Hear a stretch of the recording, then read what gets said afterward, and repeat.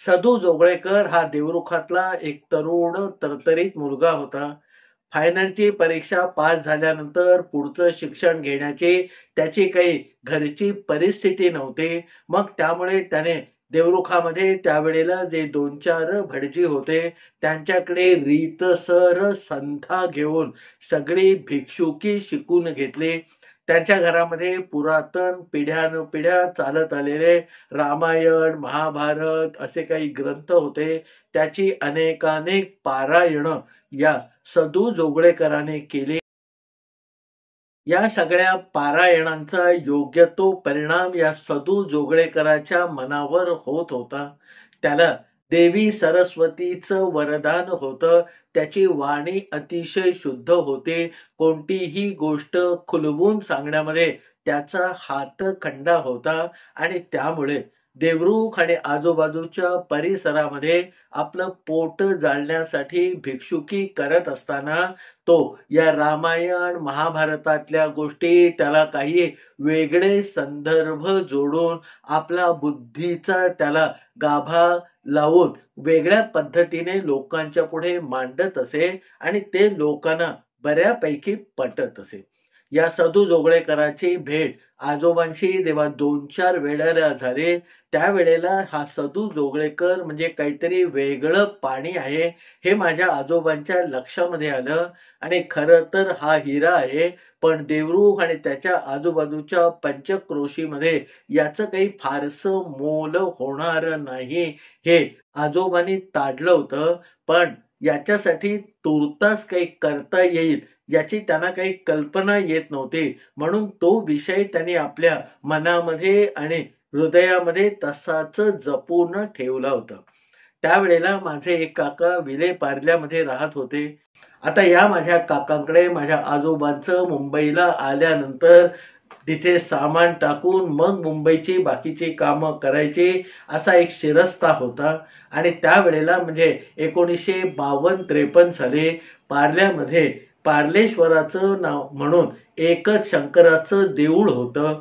माझे आजोबा मुळातच शंकराचे भक्त होते. त्यामुळे दर सोमवारी आणि त्यानंतर आठवड्यामध्ये जसं जेव्हा जमेल तसं या पार्लेश्वराचं दर्शन घ्यायचा परिपाठ त्यांनी मुंबईच्या आपल्या मुक्कामामध्ये स्वतःसाठी कायम करून टाकलेला होता. कोकणातून पार्ल्याला येणारे आणि मुंबईच्या आपल्या मुक्कामामध्ये पार्लेश्वराचं जास्तीत जास्त वेळा दर्शन घेणारे माझे आजोबा मग त्या पार्लेश्वरामध्ये देवळाचे जे जे सेवेकरी होते त्यांच्या नजरेमध्ये भरायला लागले. चांगली ओळख झाली. आजोबा मग काहीतरी त्यांना कोकणातून येताना हात भेट आणायला लागले आणि मग त्या देवळामध्ये जास्तीत जास्त काळ माझ्या आजोबांचा कारणाने व्यतीत व्हायला लागला.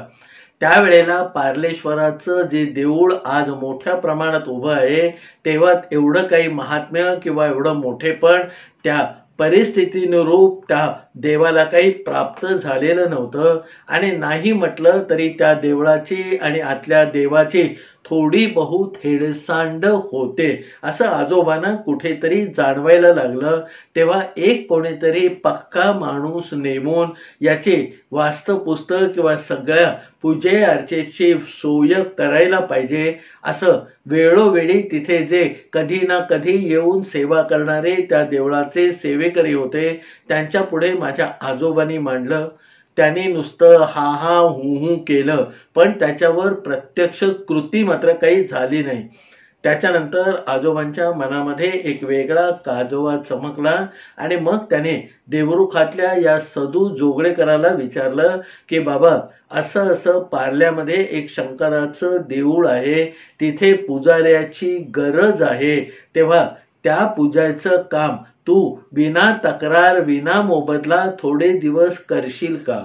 आणि पार्लं हे तसं वाढत जाणारं मध्यमवर्गीयांचं शहर किंवा गाव आहे आणि आजूबाजूला तुझी भिक्षुकी चालेल आणि देवरुखापेक्षा 4 पैसे तुला जास्त मिळतील एवढं नक्की आहे.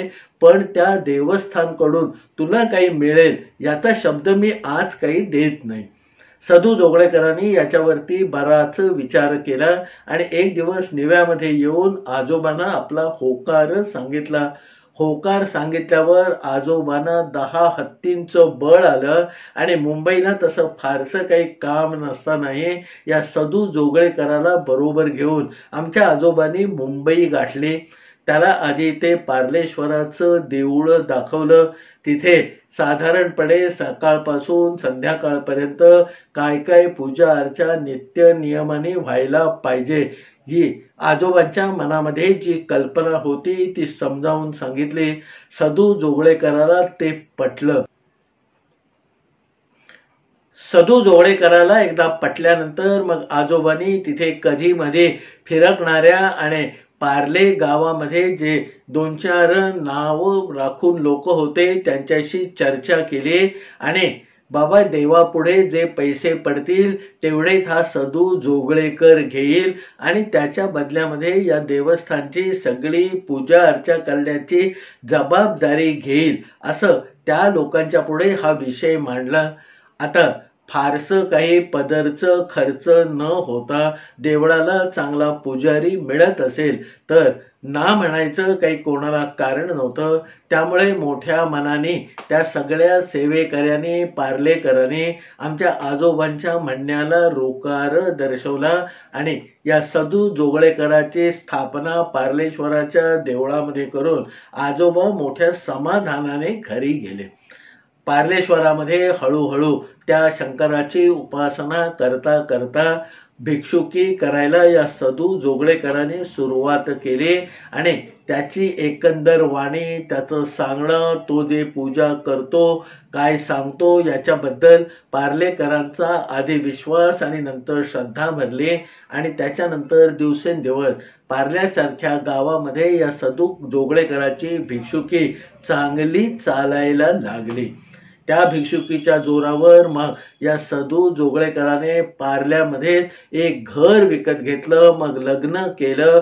तिथे आपला संसार थाटला आणि मग हळूहळू आपल्या अंगामध्ये जे गोष्टी रंगवून सांगण्याचं कसब होतं त्याला प्रवचन म्हणून एका चांगल्या देवळामध्ये चांगली बैठक घालून विना मोबदला हा सदू जोगळेकर प्रवचन करायला लागला. त्याची अमोघ वाणी त्याला माहीत असलेले सगळे बारकावे रामायण महाभारतामध्ये लोकांना फारशा ज्ञात नसलेल्या गोष्टी खुलवून सांगण्यामध्ये या सदू जोगळेकराने जे कौशल्य दाखवलं त्यामुळे साधारण 59-60 सालापर्यंत एक चांगला प्रवचनकार म्हणून सदू जोगळेकराची ओळख पार्ल्यामध्ये आणि पार्ल्याला लागून जी 2-4-10 गावं होती त्याच्यामध्ये व्हायला लागले.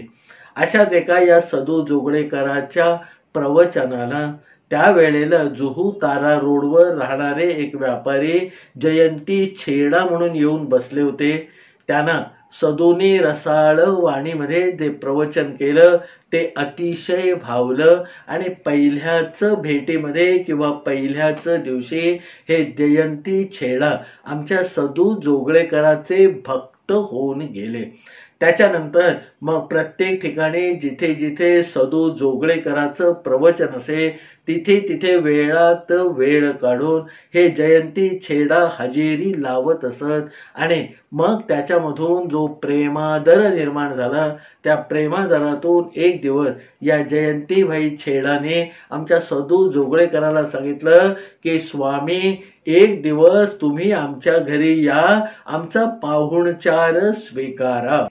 आमचा पाहुणचार स्वीकारा असं त्या जयंती छेडाने सांगितल्यावर आतल्या आत आपण करतोय ते काम लोकांना भावतय अशी पावती कुठेतरी या सदू जोगळेकराला मिळाली. पण मुळातला कोकणी माणूस आणि भेडस्त स्वभाव यामुळे त्याने लगेच काही ते आमंत्रण स्वीकारलं नाही. जयंतीबाईंना मोठ्या आदराने प्रेमाने त्यांनी सांगितलं की जयंतीबाई तुमचं हे आमंत्रण जे आहे त्याचा मी स्वीकार करतो आणि जेव्हा मला कधी फुरसत मिळेल त्यावेळेला मी तुमच्याकडे एकदा येतो. त्यानंतर काही दिवसांनी आजोबा असेच एकदा मुंबईची कामं काढून आमच्या काकांकडे त्यांच्या बिऱ्हाडी वस्तीला गेले. सदू जोगळेकरांची होणारी प्रगती, त्याला मिळणारे पैसे, त्याचा उभा राहिलेला संसार बघून कुठेतरी एक धन्यता नावाची गोष्ट आजोबांना स्पर्शून जात होती. त्यावेळेला मग या जयंतीबाई छेडांकडून आलेलं आमंत्रण आजोबांना या सदूने सांगितलं आणि आता मी जावं की न जावं हा त्याच्या मनामध्ये घर करून असणारा प्रश्न या आजोबांना विचारला. आजोबांनी सांगितलं, बा तुला जो तो माणूस बघता क्षणी पटला असेल तर एकदा जाऊन यायला काही हरकत नाही. आता आजोबांचा असा हा कौल मिळाल्यानंतर मग जेव्हा 2 दिवसामध्ये पुढच्या प्रवचनाच्या ठिकाणी या जयंती छेडांची भेट झाली, तेव्हा या सदू जोगळेकरांनी समोरून सांगितलं की जयंतीबाई, परवाच्या दिवशी सकाळी मी आपल्याकडे येऊ शकतो, आपल्याला वेळ आहे का पहा. जयंतीबाई त्या सदू जोगळेकरांच्या सांगण्याने आतून बाहेरून मोहरून गेले, हरखून गेले आणि त्यांनी सांगितलं, स्वामी तुम्ही कधीही सांगा, आम्ही सगळे तुमच्या भेटीसाठी आतुर आहोत. सदू जोगळेकरांचा हा रुकार मिळाल्यानंतर मग परवाच्या दिवशी म्हणजे 3ऱ्या दिवशी हे जयंतीबाई स्वतःची गाडी घेऊन सदूच्या घरी आले. त्याला मोठ्या मानाने आपल्या गाडीत बसवून जुहू तारा रोडवर असलेल्या आपल्या बंगल्यामध्ये घेऊन गेले. या जयंतीबाईंनी सदू जोगळेकरांबद्दल अनेक चांगल्या गोष्टी आजूबाजूच्या त्याच्या नातेवाईकांना, बिऱ्हाडकरूंना, त्यांच्या शेजाऱ्यांना सांगितल्या होत्या. त्यामुळे सदू जोगळेकर नावाचे स्वामी आपल्याकडे येणार आहेत ही बातमी मग या जयंतीबाईंनी त्या सगळ्या लोकांना सांगितली आणि जयंतीबाई सदू जोगळेकरांना घेऊन तिथे पोहोचायच्या आधी 50-60 माणसांचा जमाव या सदू जोगळेकरांचं दर्शन घ्यायला त्यांच्या बंगल्यावर जमा झालेला होता. आता सदू जोगळेकरांनी एवढं प्रशस्त वैभवशाली घर आयुष्यामध्ये पहिल्यांदाच पाहिलं होतं. मग सगळ्या लोकांनी आदराने या सदू भाऊंना म्हणजे सदू जोगळेकरांना त्यांच्या दृष्टीने स्वामींना घरामध्ये घेतलं. सगळे पाया पडले. आणलेल्या भेटींचा वर्षाव म्हणावा असा या सदू जोगळेकरांवर झाला. 11:30-12च्या सुमारास मग जेवणाची तयारी झाली आणि जेवणाच्या तयारीच्या आधी थोडंसं विश्राम घेण्यासाठी किंवा जेवणानंतर आपली कुठे सोय केलेली आहे हे दाखवण्यासाठी ते जयंतीबाई या सदू जोगळेकरांना घेऊन त्यांच्या देवघरामध्ये गेले. देवघर प्रशस्त होतं, अतिशय टापटीप होतं. वैभवाच्या सगळ्या खुणा तिथे मौजूद होत्या आणि स्वामींना म्हणजे सदू जोगळेकरांना जयंतीबाईंनी प्रेमाने आदराने सांगितलं की स्वामी जेवण झाल्यानंतर आपण इथे विश्राम करा आणि इथे सगळी वर सोय आहे. तुम्हाला हातपाय तोंड धुवून जरा फ्रेश व्हायचं असेल तर होऊन घ्या असं सांगून सदू जोगळेकरांचा निरोप घेऊन ते जयंतीबाई खाली गेले.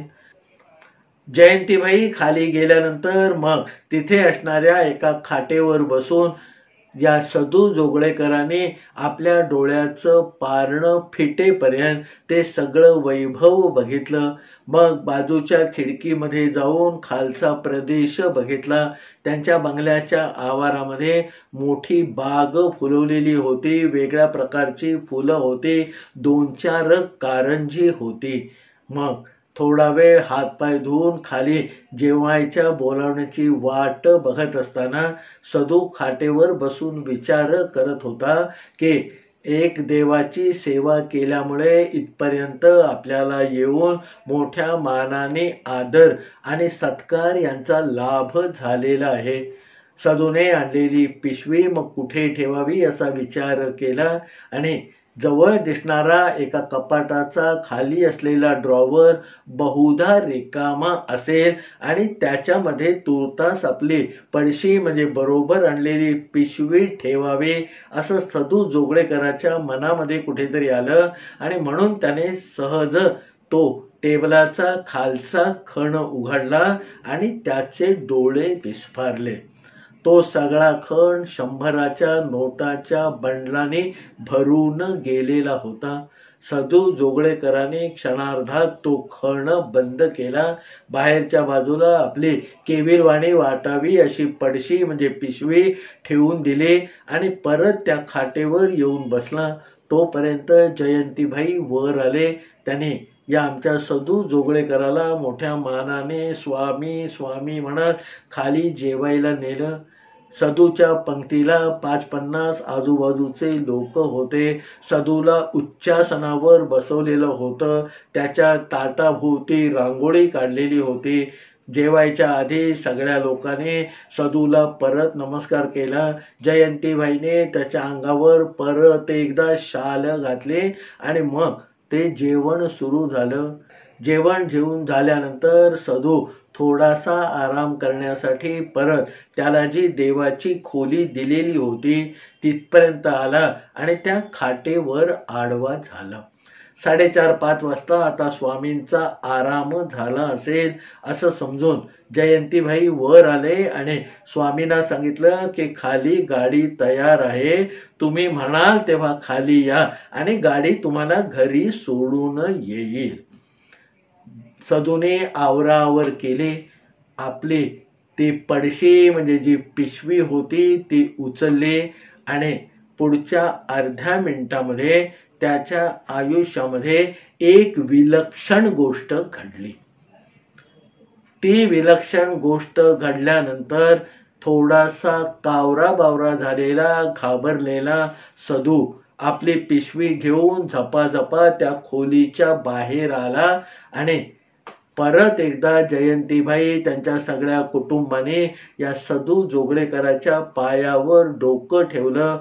तुम्हाला वाटेल तेव्हा परत या असं वारंवार विनवणी करून सांगितलं आणि समोर बसलेल्या गाडीमध्ये परत एकदा मानाने बसवून त्याला ड्रायव्हरला सांगून घरी सोडायसाठी गाडी रवाना केली.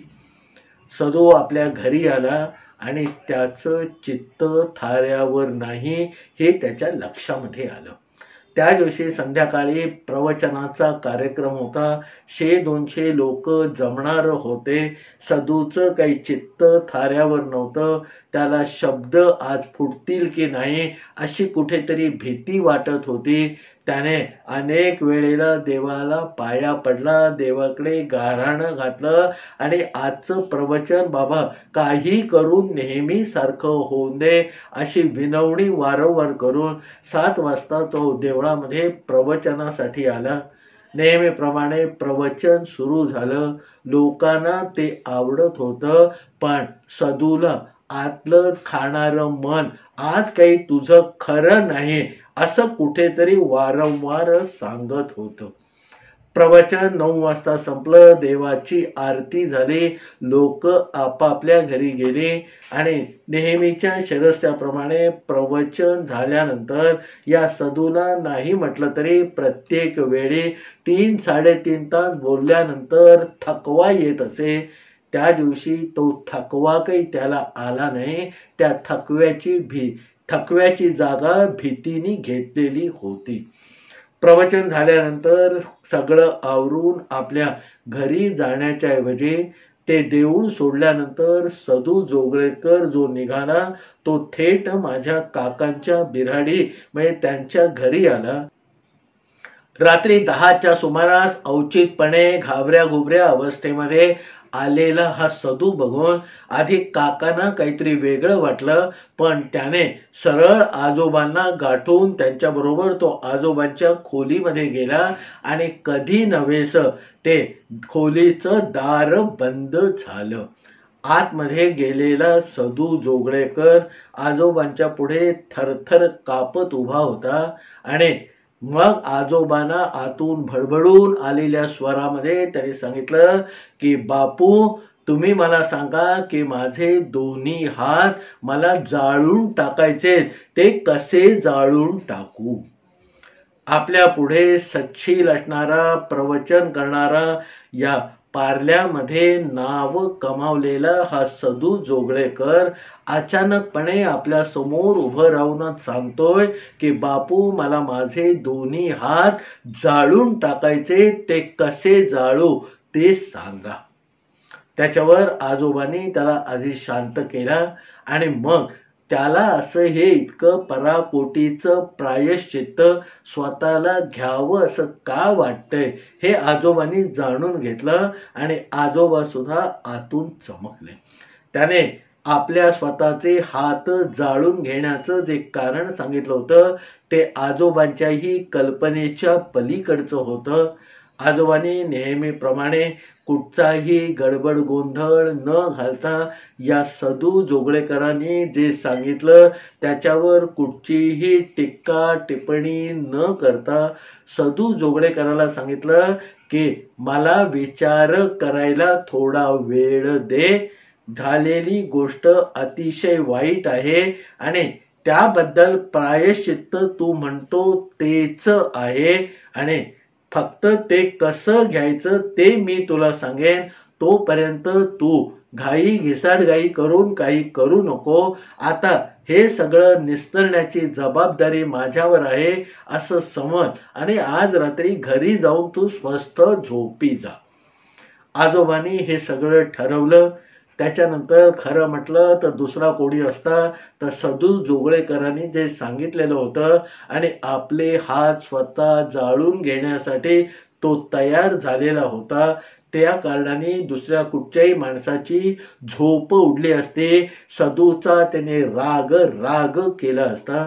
पण आजोबा स्थितप्रज्ञ किंवा तटस्थ होते. सदू घरी गेल्यानंतर आजोबांनी आपली गादी घातली आणि ते शांत झोपले. दुसऱ्या दिवशी सकाळ झाल्यावर आजोबा नेहमीप्रमाणे उठले. आपलं सकाळचं सगळं आन्ही उरकल्यानंतर आजोबा ज्या काकांच्या घरातून बाहेर पडले आणि त्यांनी थेट सदू जोगळेकरांचं घर गाठलं. आता आजोबा आल्यानंतर सदू परत एकदा कावरा बावरा झाला. आता आपल्या घरातल्या कुटुंबियांना हे केतकर खोत सगळं सांगतील अशी एक साधार म्हणावी अशी भीती सदू जोगळेकराला वाटली. तो आजोबांना घराच्या बाहेर काढण्याचा, बाहेर घेऊन जाण्याचा प्रयत्न करायला लागला. त्याला बाजूला ढकलून तिथे असलेल्या खुर्चीवर आजोबांनी मांड मांडली आणि सदूच्या बायकोला सांगितलं की सुनबाई, आतमध्ये जाऊन माझ्यासाठी चहा टाका. सदूची बायको आतमध्ये गेल्यानंतर कावऱ्या बावऱ्या झालेल्या सदूला म्हणाले, सदू माझ्या समोर बस तू. मी कालच्या गोष्टीबद्दल इथे कुठचीही वाच्यता करणार नाहीये. वाच्यता होणार नाहीये हे कळल्यावर सदू थोडासा सावरला आणि बायकोचा चहा करून होईपर्यंत काहीतरी कुजबूज या स्वरूपाचं आजोबांशी बोलायला लागला. आजोबांनी मानेने हा हा हू केलं. बायकोनी आणलेला चहा पिऊन झाल्यावर आजोबा मग सदूला म्हणाले की सदू, तू काल जयंती भाईंकडे गेला होतास. अरे त्यांना मला सुद्धा एकदा जाऊन भेटावं असं वाटतंय. आता कल्पनेच्या पलीकडचं हे आजोबांचं बोलणं सदूला आतून बाहेरून थरकून टाकणारं ठरलं. तो तर जयंतीभाईंच्या नजरेला नजर देण्याच्या परिस्थितीमध्ये नव्हता आणि समोर बसलेले माझे आजोबा त्याला सांगत होते की मला सुद्धा एकदा त्या जयंतीभाईंची भेट घ्यायची आहे. अशा कात्रीमध्ये सापडलेल्या सदूला बघून आजोबा शांत चित्ताने त्याला म्हणाले की अरे, तुझी ओळख आहे ना, मग तिथे जायला तुला घाबरायचं काहीच कारण नाही. आजोबांना काल घडलेली सगळी गोष्ट सांगूनही जयंतीभाईंकडे जायला तुला काही घाबरायचं काम नाही असं छातीटोकपणे किंवा सरळपणे आजोबा या सदू जोगळेकराला सांगत होते. मग सदू जोगळेकरांनी थोडीशी चर्चा, विचार, विमर्श केला आणि त्यांना सांगितलं की मी जयंती भाईंना विचारतो की मला इथे आणणारे माझे जे गुरु आहेत तेही तुम्हाला भेटू इच्छितात, आणि ते जर हो म्हणाले तर बापू मी तुम्हाला घेऊन जातो.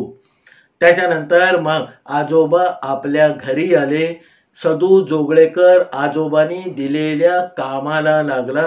संध्याकाळच्या प्रवचनाला जयंतीभाई आलेले दिसतात सदूने त्यांना खूण करून बाजूला बोलावलं आणि प्रवचन थोडं बाजूला ठेवून जयंतीभाईंना सांगितलं की ज्या माणसाने मला देवरुखातून इथे आणलं ते आमच्या गावचे बापू खोत आहेत. त्यांना तुमची भेट घ्यायची आणि तुमचं घर बघायचंय. जयंतीभाईंना हे स्वर्गादपी गरीयसी म्हणावं असं झालं. आता सदू जोगळेकरांचे साक्षात गुरु किंवा स्वामी आपल्या घरी येतो म्हटल्यावर जयंतीभाईंना ना म्हणायचं काही कारणच नव्हतं.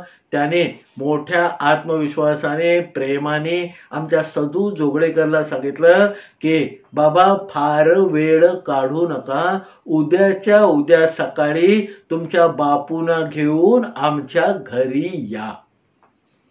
त्याच्यानंतर ठरल्याप्रमाणे दुसऱ्या दिवशी सकाळी परत सदू जोगळेकरांच्या घरी जयंतीभाईंची गाडी आली.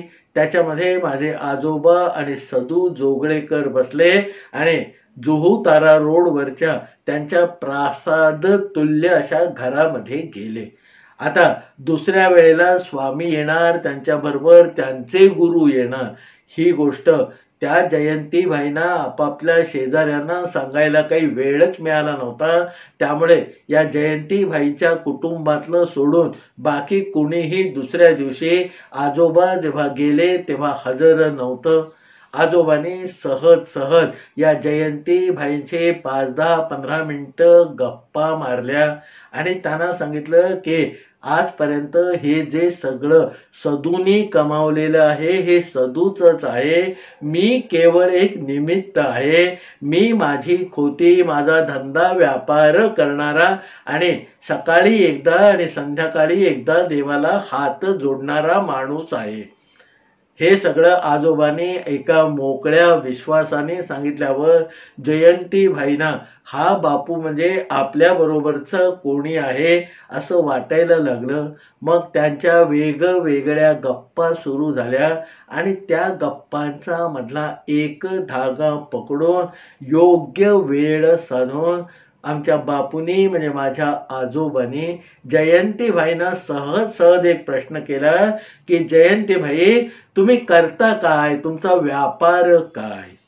आता जयंतीभाईंना हा प्रश्न थेट आल्यावर ते थोडेसे गोरेमोरे झाले. सांगू क न सांगू अशा दुग्ध्यामध्ये पडल्याचं स्वच्छपणे त्यांच्या चेहऱ्यावर दिसायला लागलं. पण एक स्वामी आणि दुसरा आपल्याबरोबर आपल्यासारखाच व्यापार उदीम खोती करणारा माणूस आहे, त्यामुळे खरं काय ते सांगायला यांना हरकत नाही असं कुठेतरी जयंतीबाईंना 2-5 मिनिटांनी वाटलं. आणि मग एकदम मोकळेपणाने आमच्या आजोबांना या जयंती छेडाने सांगायला सुरुवात केली की बापू, मुंबईमध्ये माझा मोठा व्यापार आहे, अन्नधान्याचा व्यापार मी करतो आणि तुम्हाला सांगायला हरकत नाही, आज या मुंबईमध्ये माझी स्वतःच्या मालकीची 14 रेशनची दुकानं आहेत आणि सरकारकडून जो चांगला गहू, तांदूळ, डाळ, साखर असा माल या रेशन दुकानामध्ये येतो, जो तिथल्या आजूबाजूच्या लोकांना रेशन कार्डावर द्यायचा असतो, तो माल मी गायब करतो आणि काळ्या बाजारामध्ये बाहेर माझ्या दुसऱ्या दुकानामधून विकून टाकतो आणि केवळ भरपाई करण्यासाठी या गरीब लोकांच्या तोंडासाठी अगदी ज्ञ किंवा हळक्षज्ञ अशा दर्जाचा माल आणून माझ्या या 14 रेशन दुकानामधून मी या गरिबांना वितरित करतो. आजोबांना या सगळ्या सांगण्यामधून त्यांना जे हवं होतं ते प्रश्नाचं उत्तर मिळालं.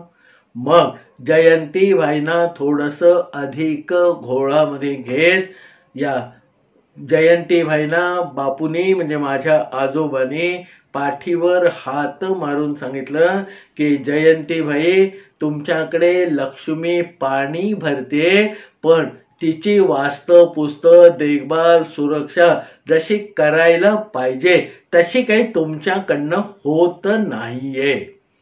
आता आपण चारी बाजूला कड्या कुलूप लावलेली आहेत, सगळ्या सुरक्षेसाठी आपण योग्य ती काळजी घेतो, तरी हे बापू असं का म्हणतात, असं एक कोडं या समोर बसलेल्या मित्रत्वाच्या नात्याने सगळा काळा चिठ्ठा ओपन करणाऱ्या जयंतीबाईंना वाटायला लागलं.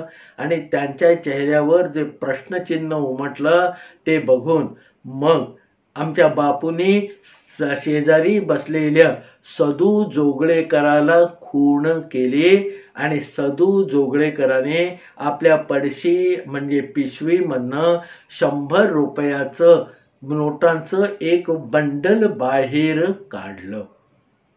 आता ते बंडल सदू जोगळेकरांनी आपल्या हाताने बापूंच्या स्वाधीन केलं.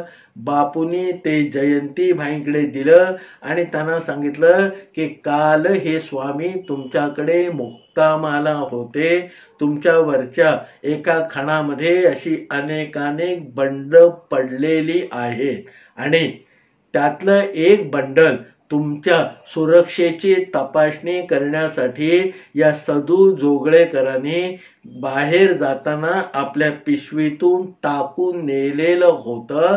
ते आज तागायत तुमच्या लक्षातही आलं नाही. आता एवढं मोठं घबाड बाहेर गेलं, परत ते घरात आलं म्हटल्यावर जयंतीबाई सुद्धा थोडेसे अवाक झाले. त्याने आजोबांना वचन दिलं की बाबा, याच्या पुढे जे माझे पैसे ठेवायचे ड्रॉवर उघडे नागडे आहेत त्याला सुद्धा मी कडी कुलूप घालायला सुरुवात करतो. सदूच्या घरी आल्यानंतर परत आजोबांनी हक्काने सदूच्या बायकोला पुन्हा चहा टाकायला सांगितला आणि मग अजूनपर्यंत थोड्याशा विमनस्क अवस्थेमध्ये असलेल्या सदूला कोपऱ्यामध्ये घेऊन समोर बसवून सांगायला सुरुवात केली की सदू, तुला आपले हात जाळून घ्यायची काही गरज नाही.